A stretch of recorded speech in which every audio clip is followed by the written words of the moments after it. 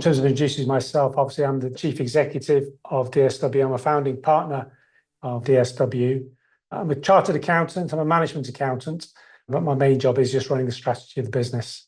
And I'm also non-executive director of LIPA.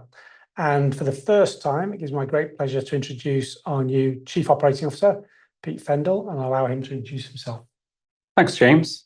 So as James mentioned, I am now the COO and Interim CFO of DSW Capital, having joined the business in September 2021, initially to support with the IPO. Since then, my focus has been on driving value for our licensees and shareholders, and I've been leading various initiatives, including the development of our ESG strategy, the launch of our Future Leaders programme, and also enhancing our central infrastructure. Prior to that, I'd spent 8 years at Deloitte, where I was leading some of the largest and most complex audits in the Northwest, and I was also providing assurance projects and transaction support to my clients. In my role as COO, I now oversee the day-to-day operations of the business. I'm leading on our partner recruitment campaign, and I'm also managing the relationships with our existing portfolio of licensees. Having also been very heavily involved in finance since joining DSW, I've also now taken on the interim role of CFO. Thank you, Pete. Now the overview of DSW. So our business is a challenger Big Four professional services network. We are a network of 107 licensed fee earners, and they operate predominantly under the DSW brand across 11 locations in the UK. Now our revenue is license fee income, which is basically a percentage of the fees generated by our fee earners. And in return for that license fee, we provide them with the infrastructure effectively to build businesses. That is our model. It's to back people to build their own business. It's a very scalable model in terms of what we do. We're backing people, so there's little capital investment. There's got low operational gearing.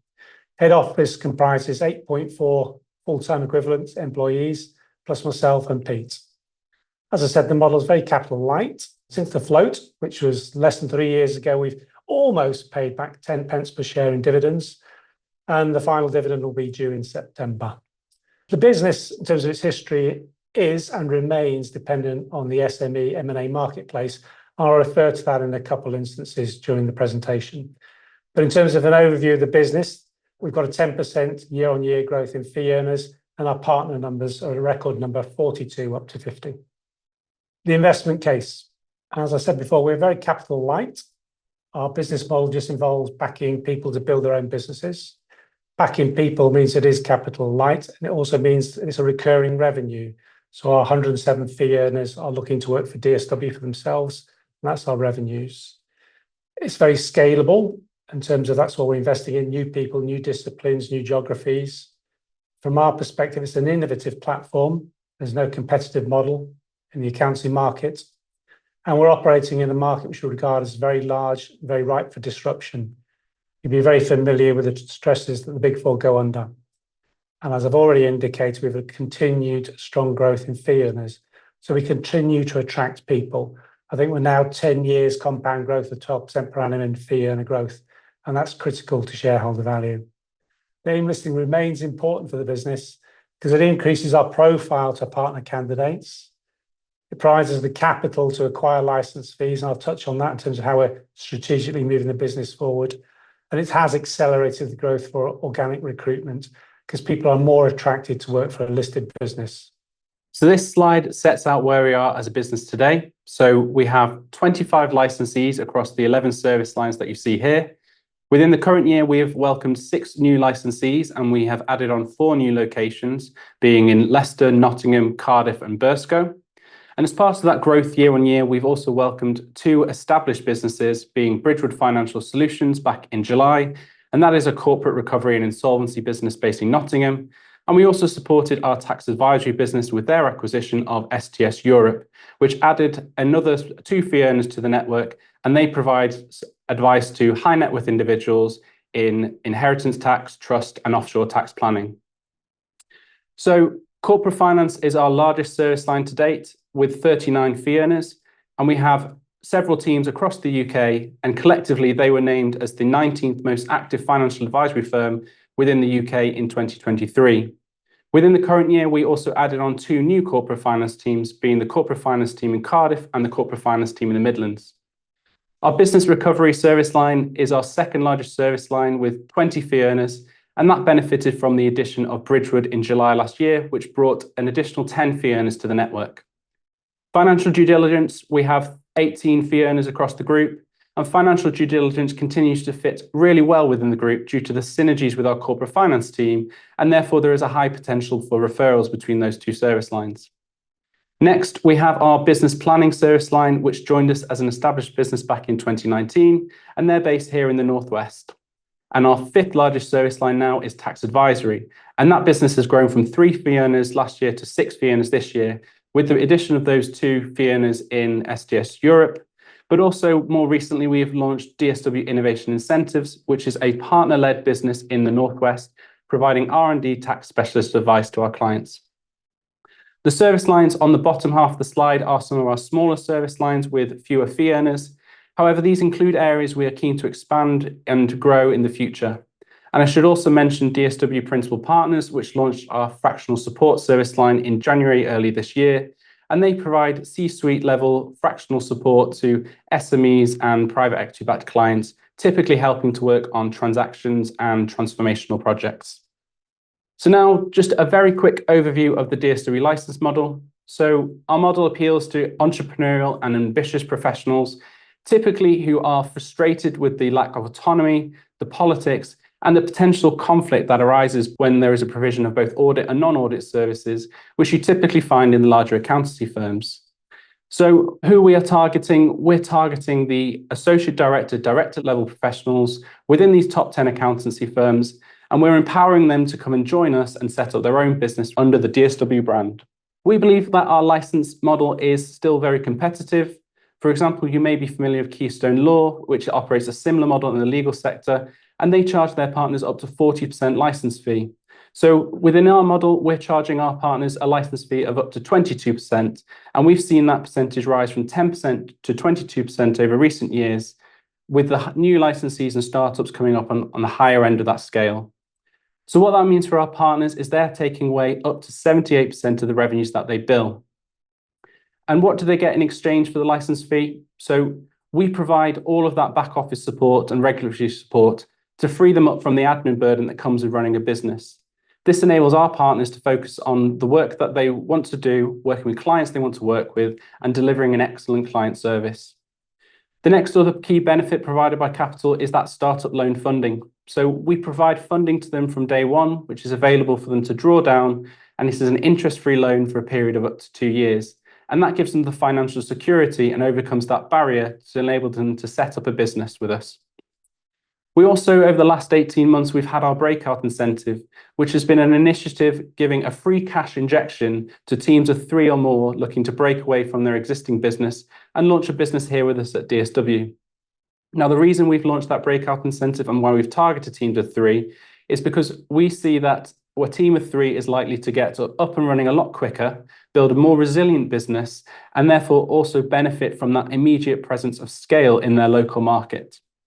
Lastly, we have our referral scheme where we offer a referral incentive to our businesses of around 10% for any work that they refer within the network. And that's due to drive those cross referrals and collaboration.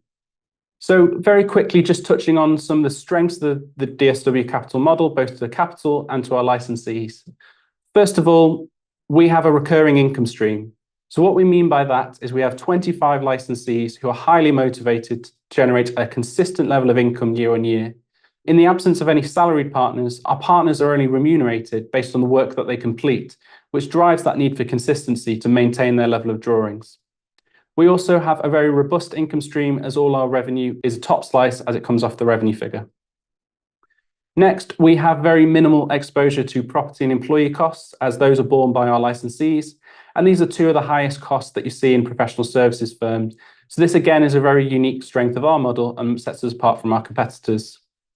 Our licensees are typically self-starters, they hit the ground running, and that is one of the key attributes that we look for as part of our rigorous partner recruitment process. We have flexible license agreements, which allow us to introduce new partners and facilitate organic growth. And the referrals generated by the network and the back office support we provide helps us to tie our licensees for the longer term. We're also a very capital light business. we typically invest between 150k and 250k into our new startup businesses, where we see an average payback period of around 3 years. So next, the strengths of the licensee, and why would individuals want to join DSW? So from day one, they get access to the DSW brand, and that gives them access to higher quality clients and better quality work. They can draw upon the credentials of the DSW network and use those to make a splash in their local region. Furthermore, the cross referrals. So there is an opportunity for businesses to receive work from other licensees within the network, but also there's the ability for them to go out to their clients and offer a multidisciplinary service offering, creating value for their clients and tying them in with the DSW network in the long run. We also find that our partners benefit from much easier recruitment. They are able to access really high caliber candidates who are not just joining a regional team based in the Northwest or elsewhere. They're joining a network of over 100 fee earners. And what we offer them, therefore, is a peer group to both socialize with, network, and knowledge share across the organization. And we do what we can to bring those people together on a regular basis to build those connections.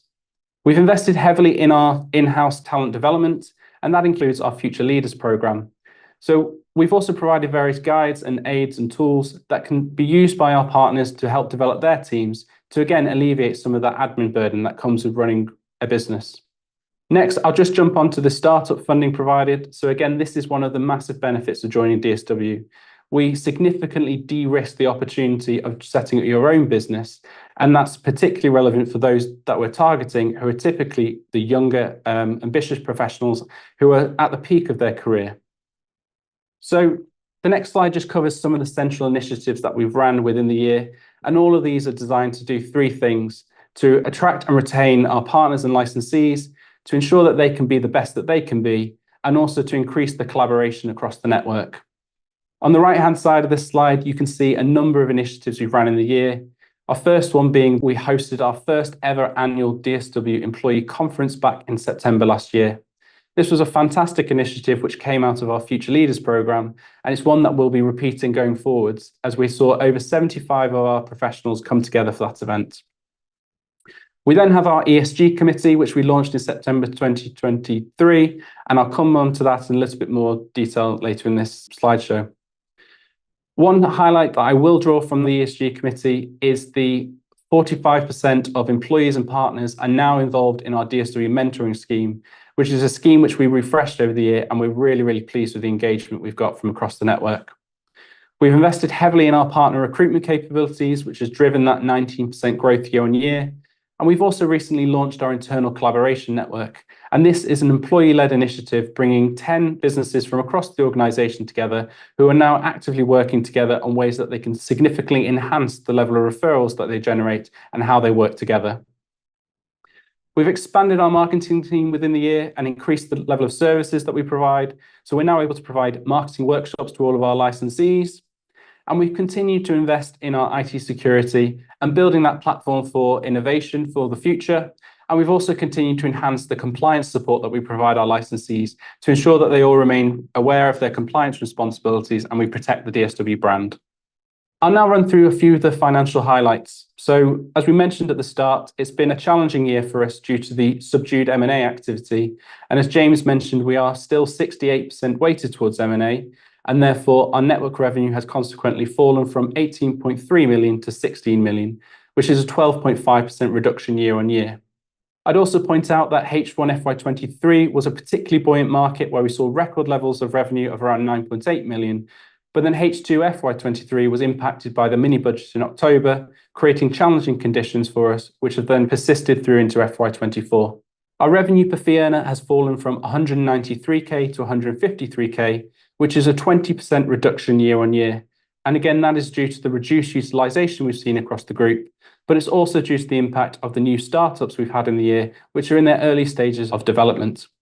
Income from licensees has decreased 18.9% to 2.4 million, and that is in part due to reduced profit share, and that gives us an effective license fee for the current year of around 15.4% versus 16.6% last year.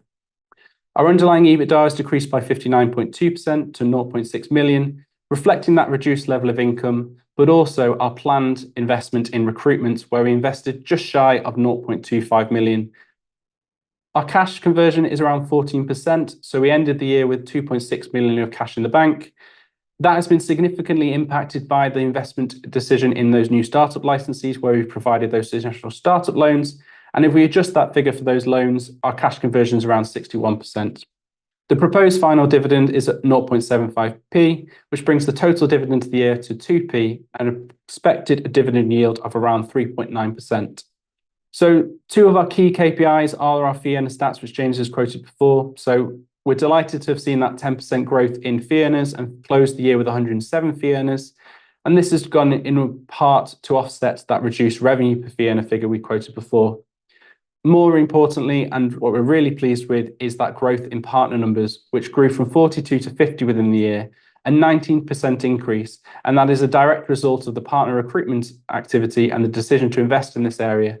And we see that as a lead indicator for future fee earner growth, as our partners will then look to recruit and grow their teams, but also a future indicator for revenue generation. Just now looking at some of the primary statements in a little bit more detail. As you can see from our income statement, that has been impacted by the subdued M&A activity. Experian did quote that in 2023, they saw a 12% reduction in deal volumes year on year, and they've released another report in Q1 2024, which shows a similar trend, and we can see that coming through in the results. Our profit share income is reduced by 39.2% year on year. Just as a reminder, our profit share income is where we have entitlement to profit in some of our licensees above an agreed threshold. And in the current year, that threshold in those licensees has not been exceeded by the same level as in previous years due to that lower activity. Our central overheads have increased by 375k. As I mentioned before, just shy of 250k of that is related to our recruitment spend, but we've also invested in other areas such as our marketing and central infrastructure, and we continue to do that to ensure that we can support the growing level of fee earners within the group. I'd also flag that we took the decision this year to increase our provisions against balances owed from licensees, and in particular that was in relation to a departing licensee. Last thing I'll mention on this slide is our share-based payment charge. So we had a charge of 299k within the year, and that is impacted by the growth shares that we issued on IPO. And just as a reminder, those growth shares were completely converted on IPO, therefore they're non-dilutive, have no further cash impact, and there's no impact on reserves. The charge associated with those growth shares came to an end in December 23, and therefore going forward, I'm expecting the share-based payment charge to fall to a more normalized level of cost going through the P&L, as this will just relate solely to the management LTIP. Looking at the balance sheet then, the two key movements that I'll flag are the increased investments and increase in prepayments. So the increased investments and prepayments over 1 year, that primarily relates to the Bridgewood transaction we did in July last year. So as a reminder, we provided a loan to that business to facilitate an MBO, and due to the accounting requirements, we were required to split that over two non-current asset balances on the balance sheet. Also within that prepayments figure is the breakout incentive that I mentioned before. So there's around 400k within that figure, which relates to those new startups that have come on and benefited from the breakout incentive, and we'll be amortizing that over the life of the contracts to which they relate. We closed the year with 2.6 million of cash. We remain debt-free with a very robust balance sheet with net assets of around 7.6 million and capital available to deploy for some of the strategic acquisition opportunities we're seeing and also the recruitment opportunities we're seeing. So now we've got the cash flow statement. The headline is obviously a 1.9 million pound cash outflow. To explain that in a little bit more detail, that is in part due to the 900k that was invested in Bridgewood, a further 400k that was invested in the breakout incentives, and then 700k that was paid out as dividends. As mentioned before, our net cash from operating activities reflects the startup loans provided to the new licensees, which is why we took the decision to present it separately, both with and without that contribution to those new licensees. Our lockup remains around 28 days, which is well below our peer group. So the reason we have such a low lockup is because A, we pass on the working capital requirements to our partners within their businesses. B, our partners do not get paid until their clients pay, and therefore they're highly incentivized to chase their cash and get their debtors paid. And thirdly, as we are an M&A business, a lot of our work is very transactional, and therefore our clients typically do pay on completion. We remain capital light with cash left to deploy, and as I say, we have 2.6 million closing cash. And I'll pass over to James to just cover some of our network KPIs. Okay, the intention of these KPIs is to give everybody a clear feel for the business and how we actually operate. So on a big picture basis, if you look on the left-hand side of that screen, shows that portfolio revenues, that's what our fee earners are billing, has grossed up. We had record years around about 18 million in FY22 and 23, and then declined to 16 million in 24.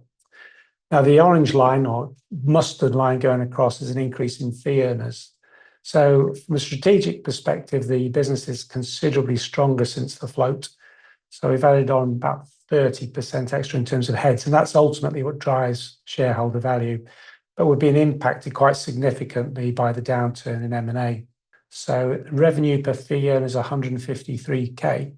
And to give you a sense of the lack of utilization or lack of activity levels, the prior year to that was 197k, and prior to that was 227k.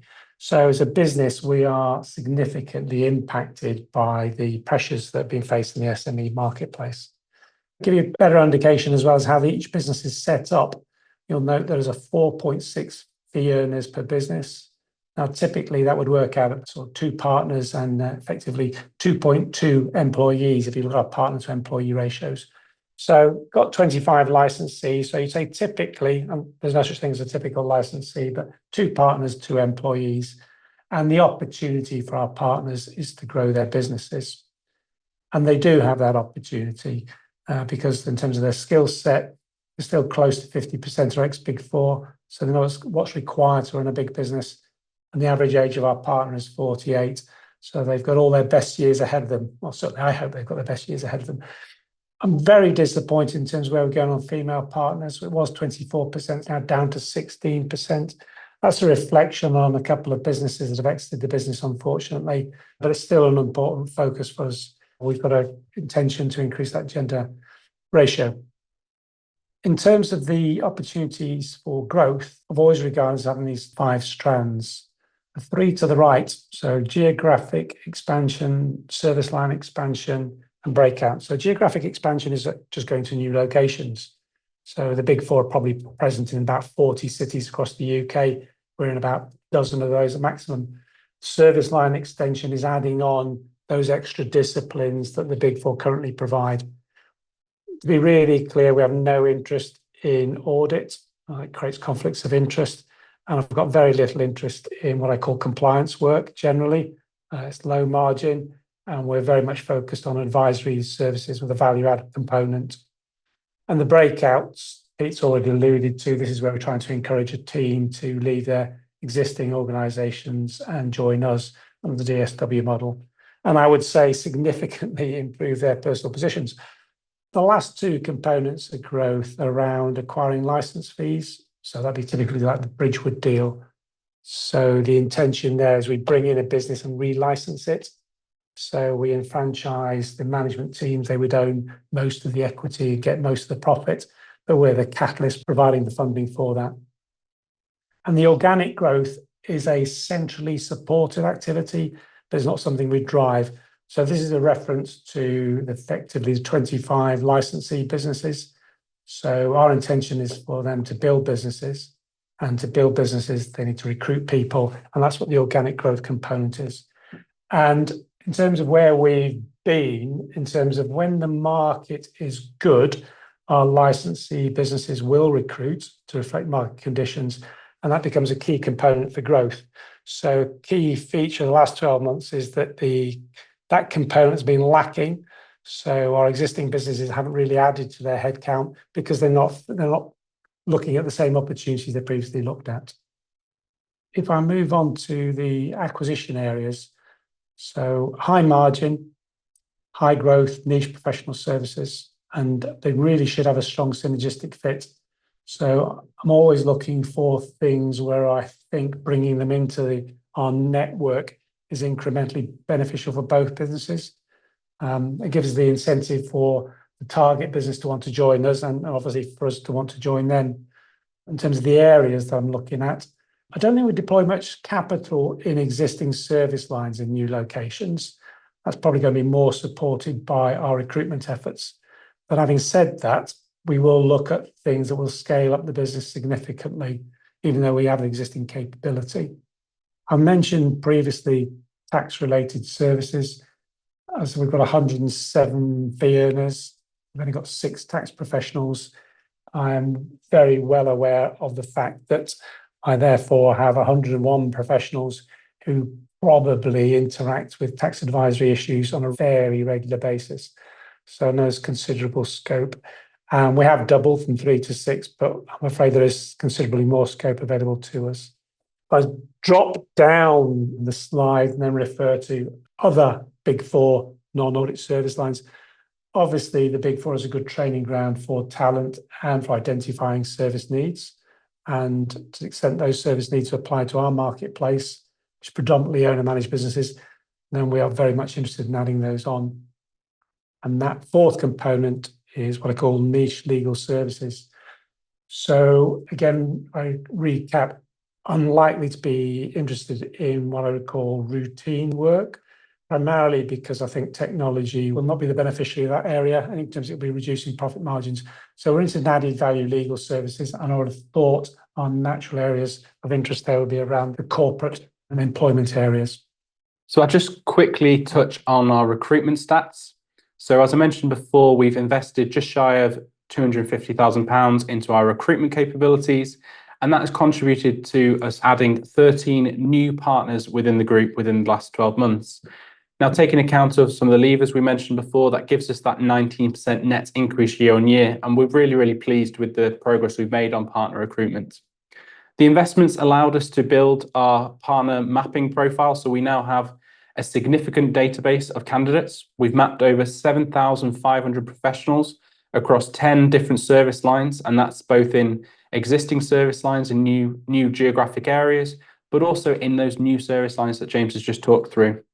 Our team have been contacting around 100 partners per week, which has then delivered some of that growth that we've just talked about and some of those new partners that have come on board. But what it's also done is create even more of a brand profile for us. So we're now seeing an increased level of inbound inquiries for recruitment at all levels. Investing obviously quite heavily. We've learned a lot from the investment that we've made. We have lots of data that we've been putting to use, and we've really taken the opportunity to embed some of our processes and efficiencies in the process and refine our marketing and messaging. And all of that's going to do us really, really well for future growth in FY25 and beyond. I'll also just quickly cover our ESG journey. So I'm absolutely delighted to be the chair of our ESG committee, and this is an initiative that I've led from the start. So the committee itself was formed in September last year, and we have 10 volunteers from across the organisation. And it was really important for us and for the board that we had that buy-in from all across the organisation at all levels, because we want this to be an initiative that is driven by them and make sure our ESG strategy reflects their ambitions and their priorities. So those volunteers are all assigned one of these 4 cornerstones, and they're working independently and collectively on driving these initiatives. We've covered a few of them already, but I'll just highlight a few which we've not yet touched on. So scope 1 and 2 emissions have reduced by 31% year on year. We've got some charitable initiatives in the pipeline, and that includes both a charitable matched fundraising policy and also a volunteering scheme that we're looking to pilot and launch in FY25. Our diversity inclusion leads, they organised a fantastic International Women's Day panel event that brought together female professionals from the Northwest, both internal and external, to hear from some of our DSW role models. And that was a really, really good event. We've also got social mobility high up on the agenda for the ESG committee, and they're looking at ways that we can bring more people at different levels into the organisation. And we've made particular progress on recruitment of apprentices, graduates and interns within some of our businesses. From an empowering our people perspective, we've mentioned it before, but our Future Leaders programme has gone through its 2nd year this year. So we've had another 12 high potential individuals go onto that programme. Again, it brings them all together and they work on both individual and team projects, which leads to initiatives that then feed into the pipeline of what we're developing here at DSW Capital, all with the aim of making sure that we continue to be the best that we can be. I'm really, really excited with our ESG journey and the progress of the committee so far, and I'm very confident that we'll be able to announce a lot more progress in the next 12 months. Now I'll pass over to James just to give the summary and outlook. The summary is, well, it's been a challenging environment for 2/3 of our business. That's the bit that's focused on M&A. So network revenue did decline, a decline of 12%, contrasted quite sharply with what we can do at head office, which is increase full-time heads. So that's up 30%. We started on the float with 82. We're now at 107. I'm sure that will bear fruit in the future as M&A activities improve, hopefully in the immediate short term. We continue to be recognised as an active corporate finance advisor. To some extent, that continues to fuel the growth of the business. We remain a very attractive house for entrepreneurial CF and DD advisors because of the strength we have in that marketplace. The business has historically been very cash generative. I'm delighted that we've continued to pay out dividends. I wish we'd increased the last dividend to make it exactly 10p rather than 9.98p. And what Pete's referred to is we focus on what we can do to make it as a better business. So our central initiatives are all about making the lives of our licensee businesses easier and more profitable. And in terms of what we've really done in the last 12 months is increase our capabilities in attracting new people to the business. So FY24, a challenge. FY25, we're definitely trading in line with expectations. I'm hoping those expectations will be maintained. I have to be ever mindful that we should be cautious because of the nature of the dramatic state of the changes that we've had experienced over the last 12 months. The strategy has been executed in terms of bringing in a recruitment capability, adding on new people, and bringing in new businesses with the addition of the Bridgewood team and SDS Europe. I'm hoping, therefore, that those opportunities will continue to come to the business and we'll be able to take full advantage of those. And I'm very confident that FY25 will also benefit from the impact of the 6 additional new businesses that we've added to the business. So thank you. And the first question is, what other service lines would you like to add to the network? It's a very good question, Tamsin. We have identified, I think it's something like 20 extra service lines that might be of interest to us, and I'd probably struggle to recall all of them. But we're very interested in additional tax specialist areas, so customs duty and VAT. Then we're very interested in pensions advisory. I know the interest rate environment's made that slightly different in terms of what people require from that. Specialist areas of due diligence, like operations and sort of market due diligence. I would say the easiest way to catch it all would be to say what the Big Four are doing. We are probably interested in that, particularly if we can frame it around our client base. And if you expanded to legal services, are there any in particular that you're looking at? I have looked at legal services, so I can say I should be able to identify those quite clearly. I'm interested in specialist areas of legal services because I think those will dovetail easily with our existing legal relationships. So I have to be mindful of what we do might impact on that. So again, I've looked at pensions and I've looked at competition areas and tax as well, because obviously tax is very much a legally driven environment and service line. But in terms of the immediate benefits to DSW, in terms of the cross-selling opportunity and adding real value to our clients, it's probably going to be, the obvious areas will be in commercial law and possibly employment law and property law. But again, specialism would probably suit us best. We like to be differentiated and value add would be important to us. And do you think the arrival of a Labour government will speed up M&A, at least at first, or slow it down? I think it's been factored in already, Tamsin. So my intuition is that the result has already been baked in. So in terms of people making their decisions about what they're going to do, that we haven't seen an impact on that in terms of activity levels. There is obviously the threat around the tax regime or potential threat. My own view is the Treasury will advise any government that the threat of increasing capital gains tax is much more effective at raising capital gains tax than actually increasing it. So we might see a threat, which I think would be very positive for M&A activity. If it actually goes up, if they do actually increase it against advice, then I think that would be a negative impact on the M&A marketplace.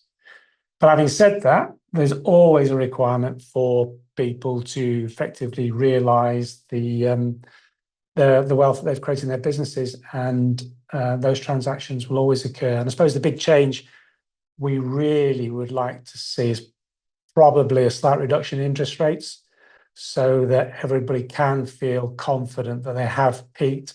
I certainly think everybody's adjusting to a new norm in terms of what interest rates are, which is helping activity levels. But I think a reduction would help reinforce that. And do you expect the fallout from the Big Four to continue to support your recruitment? I do, because I think the Big Four are going through change. They have been going through some change for quite a while. They've been resistant to it, but I think the regulator will continue to have them in their sights. There's a clear conflict from my perspective, and from my perspective, I don't see why everybody can't see it, to take money for other services and continue to provide an audit service. So I think they will struggle with that in terms of regulation. And I also think they are increasingly global and technology focused, which means I think they're going to drift away from servicing regional and smaller clients, as they won't regard them as lucrative or sufficiently value added. You've commented on the government. Do you see any other catalysts for the M&A market to pick up? I think I don't actually see the change of government being a catalyst. I hope I'm not proved wrong. It really is, for me, it is interest rates and election certainty, because obviously I think I read somewhere about the number of major economies that are going through elections in the next 6 months. And as we've seen before, disruption on the geopolitical stage tends to impact all marketplaces. So my own hope at the moment is we have no more shocks and we have an interest rate cut in the autumn. And could you comment on the appointment of Shiritisha Morris and her future role and what you'd like to see? Yeah, so we're very excited. Obviously, it was a blow losing Nicole. Nicole's been really important in driving the business and engaging with licensees. Pete has very ably stepped up to the plate and picked up a lot of those responsibilities. But obviously, increasing the depth and strength of the management team with Shrew's appointment is we're very excited by. She's a class act. I can tell you that she was the standout candidate when we did the recruitment process. She will be starting as my deputy, so that also gives you a clear indication. Deputy CEO, that's a clear indication in terms of where we see the succession of the business. But she has a broad professional services experience, so I'm really hopeful that she'll be able to add considerably to the business and our growth aspirations. And that's the end of questions. Many thanks, James and Pete, and to you all for joining.